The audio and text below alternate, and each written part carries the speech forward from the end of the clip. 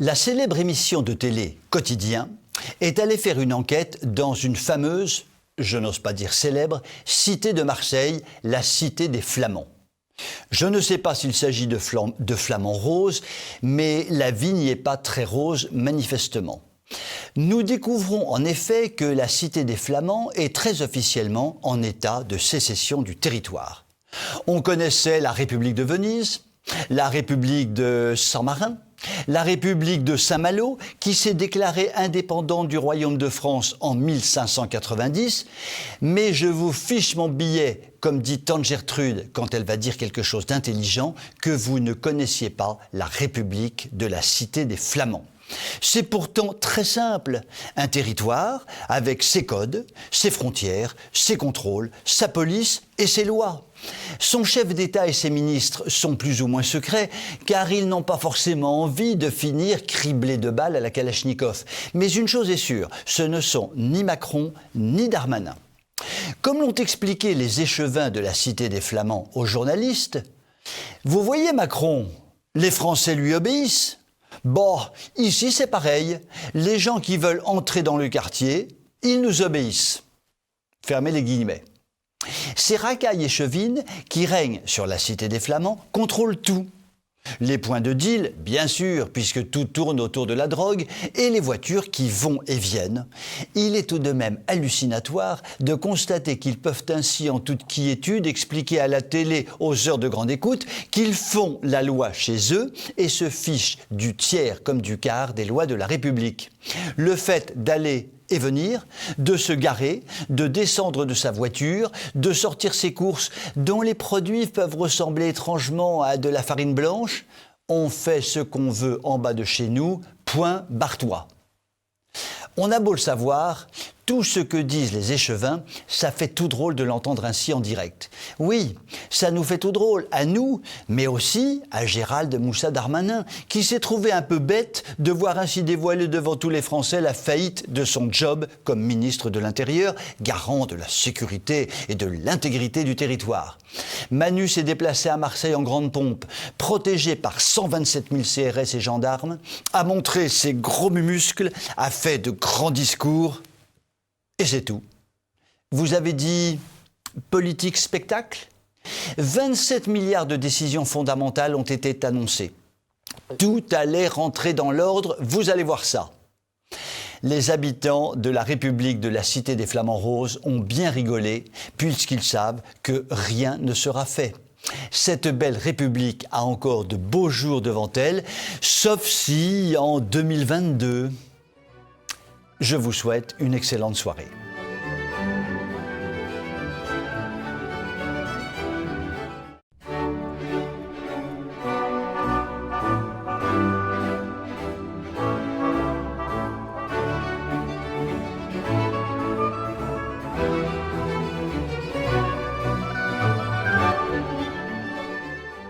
La rentrée est là.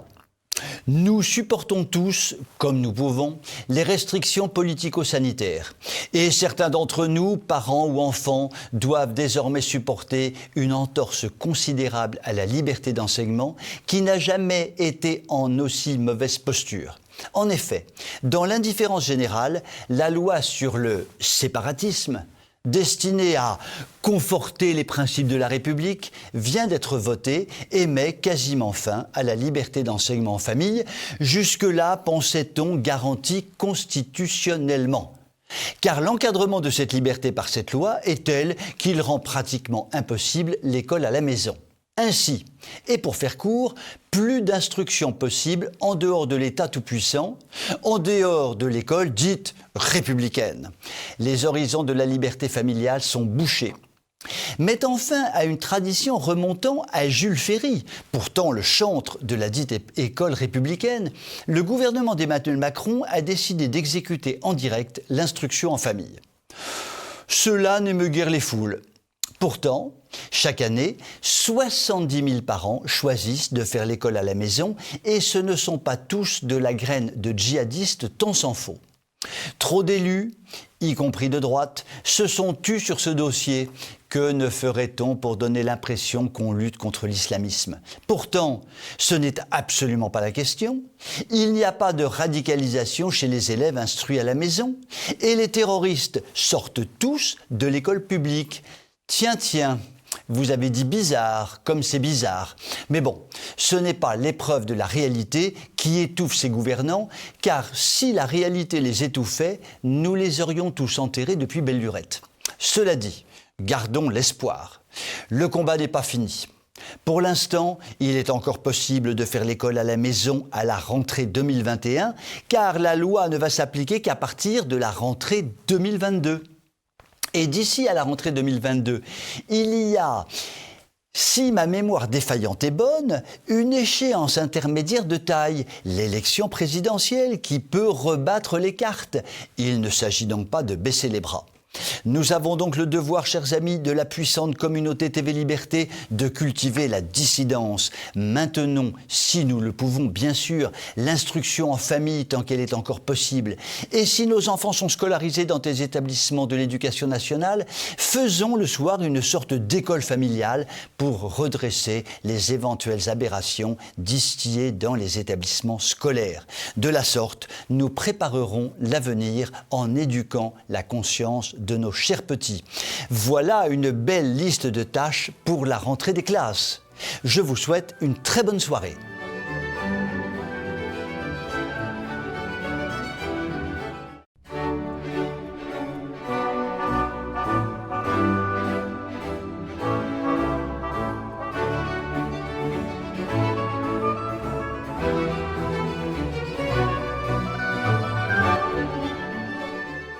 Les téléspectateurs de TV Liberté le savent, je suis furieusement fou d'amour de Marlène Schiappa, je n'y peux rien, c'est freudien. Mon problème est que je suis tombé fou amoureux de Sandrine Rousseau et là, ça commence à sentir sa polygamie, mais je n'y peux rien, c'est freudien. Il faut donc que je vous parle de Sandrine Rousseau que vous devez connaître. Comment? Vous ne connaissez pas Sandrine Rousseau? Ça, c'est mochissime. Je vais donc éclairer votre lanterne. Sandrine Rousseau, c'est la nouvelle égérie verte, la phénixette d'Europe Écologie, celle qui veut emporter la primaire du parti écolo et ainsi partir à la conquête de la France. On se demande d'ailleurs pourquoi elle se donne autant de mal, puisqu'elle déteste manifestement la France. Mais bon, ce n'est pas le sujet, et je ne vais pas commencer à critiquer mon amoureuse polygamique. Sandrine Rousseau s'est donc distinguée tout récemment par une avalanche. Un dérèglement climatique, que dis-je, un Tchernobyl de déclarations tout aussi foudroyantes les unes que les autres, qui feraient passer Raymond DeVos pour un triste bonhomme et Coluche pour un entrepreneur de pompes funèbres. Voyons plutôt. Devant le désastre de l'Afghanistan, certains se sont alarmés de l'arrivée massive de ressortissants afghans sur notre sol, faisant courir un risque accru d'insécurité et de terrorisme à notre pays. Fadaise que tout cela!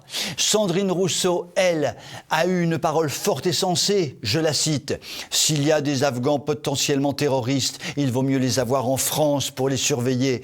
Sandrine, je t'aime trop, tu prouves que la politique c'est vraiment rigolo. » Donc, si l'on en croit ma douce et tendre Sandrine, il vaut mieux entasser tous les pédophiles de France et de Navarre dans les cours de récréation.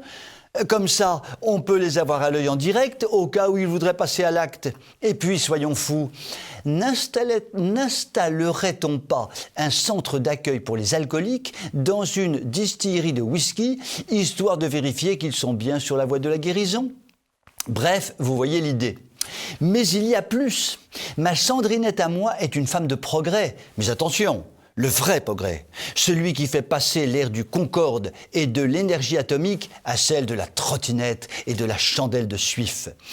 Pour faire marcher le monde, Sandrine confie à Charlie Hebdo préférer, je la cite, les femmes qui jettent des sorts aux hommes plutôt que les hommes qui construisent des EPR. Avec la Marlénou d'amour, qui avoue discuter avec les esprits des ténèbres. Avouons que cela fait une sacrée doublette qui ne peut que justifier ma polygamie irrépressible. Je vous souhaite une très bonne soirée.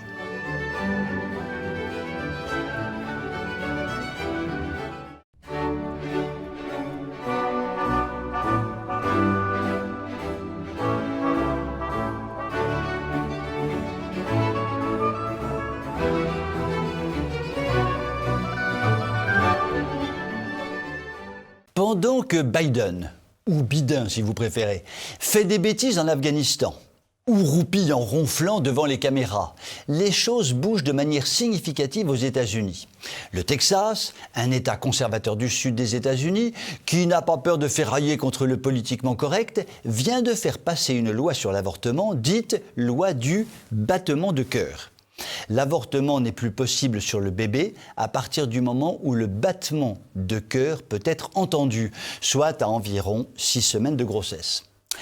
Comme nous pouvons l'imaginer, cela a déclenché un tohu-bohu du diable. Et oui, ça fait tout drôle, surtout de ce côté-ci de l'Atlantique, de voir que des choses peuvent bouger sur l'IVG, qu'il y a un débat dans l'espace public, des pour, des contre, et que rien n'est écrit dans le marbre. Chez nous, on préfère la version délit d'entrave. Interdiction de penser, de parler, l'avortement c'est formidable et il en faut toujours plus. Et lorsque la chaîne de télévision C8 a diffusé, il y a quelques semaines, le film Unplanned, qui met en cause l'avortement, une crétine stratosphérique du gouvernement a osé parler d'un acte ignoble. En voilà une qui mériterait une injection massive de neurones, mais il n'est même pas sûr que cela suffise pour la rendre intelligente. Le lendemain du jour où la loi texane a été votée, des associations pro-avortement ont donc saisi la Cour suprême des États-Unis pour remettre en cause cette loi. Pourtant, et jusqu'à preuve du contraire, la loi a été votée par une assemblée démocratiquement élue, mais bon, passons. Avec une sagesse certaine, la Cour suprême a refusé de suspendre la loi. Les Texans restent libres d'avoir voté ce texte, figurez-vous. Elle a rendu sa décision par 5 voix contre 4, notamment grâce aux nominations de juges conservateurs réalisées sous le mandat de Donald Trump. Évidemment, Biden, le pote à Papounet-François, a hurlé au scandale et dénoncé la loi texane. Il y a longtemps que son étiquette de catholique ne lui pose plus de problème de conscience sur le sujet. Ce qui est normal, puisqu'il est le pote à Papounet-François. La bataille judiciaire n'est certainement pas terminée. Les choses sont complexes car la loi votée par le Texas prévoit que la culpabilité, la responsabilité repose non sur la femme qui avorte, mais sur tous ceux qui l'aideraient à avorter, du médecin au chauffeur de taxi qui l'a conduit à l'hôpital. Le débat fait rage. Les démocrates prévoient de faire voter une loi qui expliquerait que la loi fédérale prime sur la loi des États. Petit problème, ils n'ont pas la majorité pour ce faire. Cela promet des semaines et des mois de discussion. Je vais vous faire une confidence que je vous demande de garder secrète. Eh bien, malgré tout le mal que je pense des États-Unis, surtout à l'ère Biden, tout cela prouve que là-bas, l'on peut se battre. Je vous souhaite une très bonne soirée.